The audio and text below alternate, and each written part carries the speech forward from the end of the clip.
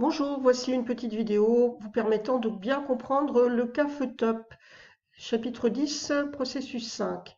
Donc c'est une entreprise qui fabrique des modèles de feutres et elle a 950 000 feutres vendus chaque mois.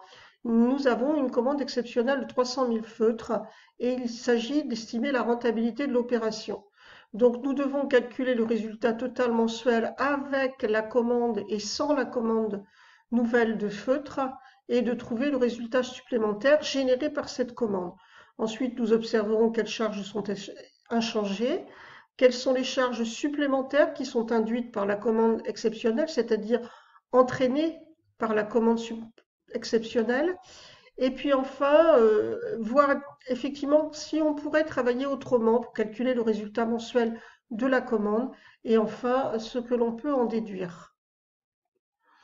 Nous disposons des données suivantes. Nous avons donc le coût de revient sans la commande, charge variable et charge fixe, le coût de revient avec la commande supplémentaire, charge variable et fixe. Et nous devons compléter les tableaux qui suivent. Alors je vais plutôt faire mes commentaires à partir du fichier Excel. Donc dans un premier temps, nous devons, première question, calculer le résultat total mensuel avec et sans la commande.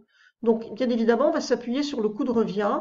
Alors, nous avons le chiffre d'affaires sans la commande supplémentaire. On nous dit qu'un feutre est vendu à 1,20 €. Il y en a 950 000. Et nous avons le coût de revient qui nous est indiqué ici, 645 000. Donc, le résultat, on l'obtient par différence. Avec la commande supplémentaire, nous n'avons pas 950 000 feutres, mais à ce moment-là, nous en avons 950 plus 300 000, c'est-à-dire 1 250 000. Et nous avons donc le chiffre d'affaires qui a augmenté considérablement, il est d'1,5 million. Le coût de revient, lui, il est passé à 817 900, on le voit ici dans le sujet. Donc notre résultat est de 632 300. Donc, à la question quel est le résultat supplémentaire généré par la commande, nous trouvons 187 800 par différence entre le résultat avec la commande supplémentaire et le résultat sans la commande. Deuxièmement, on nous demande quelles charges sont inchangées.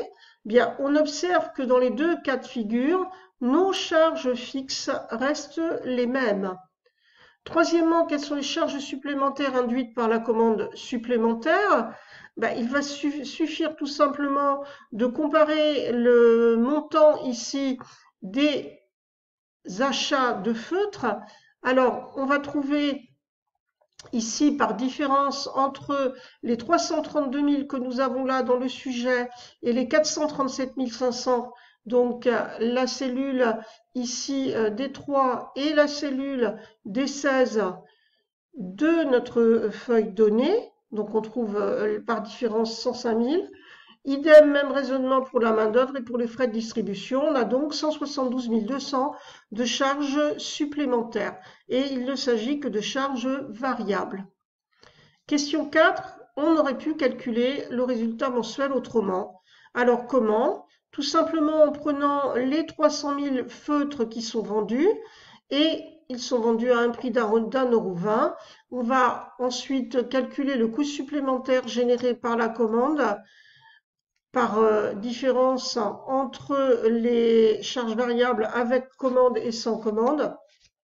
Donc le résultat supplémentaire, il est de 187 800.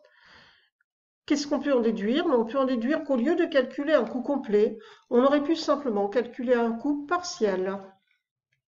À vous de refaire ce travail.